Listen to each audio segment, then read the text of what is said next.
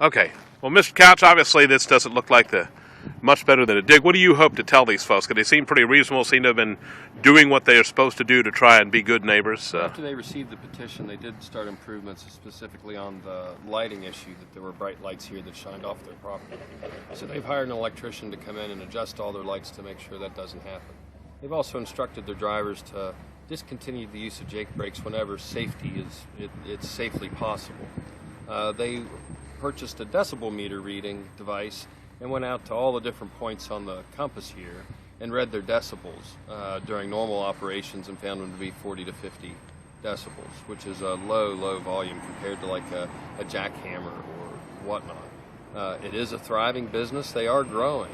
This is part of the things that happens in an industrial area. Unfortunately, Wood County doesn't have specific building or business codes out in the county, but as the oil and gas industry expands, you'll see more of these types of businesses pop up, and they employ a significant amount of people. Right now we're hearing some noise from a truck, and that's what they do. So you have to balance the needs of the neighbors, and the blessing is they're trying to make some accommodations as best they can. Hopefully in 30 to 60 days we'll come back and address this with some of the neighbors to see if their complaints are still going on, and then maybe host a public forum where the neighbors and the business owners can join together and talk about the last 30 days and 60 days and the plans that they've made and see if there's an improvement. No, I'm not trying to ask you to make a judgment call, but we were just standing here having this talk, and the trucks went by.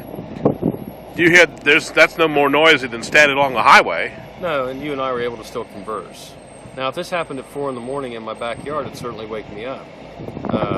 But as I lived near a railroad track once, that train horn woke me up for about 3 months solid, and all of a sudden it became natural. And I do appreciate people want to move out into the country for the peace and quiet.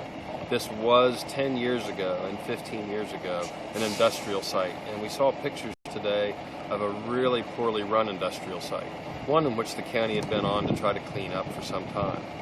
And we continue to try to clean properties up, but as we can tell, and we didn't give them much notice that we'd be here, but we've seen open dumps with lots of gas tanks and fires that breed mosquitoes and things that leach into the streams. And you're not seeing that here? No, I'm really not. In the fact they have a letter from the DEP that was just here about less than 30 days ago inspecting their site and noting the improvements that they've made. It really speaks volumes to what type of company they're trying to run. Okay, thanks. Thank you. I want to look at Mr. Wharton's article.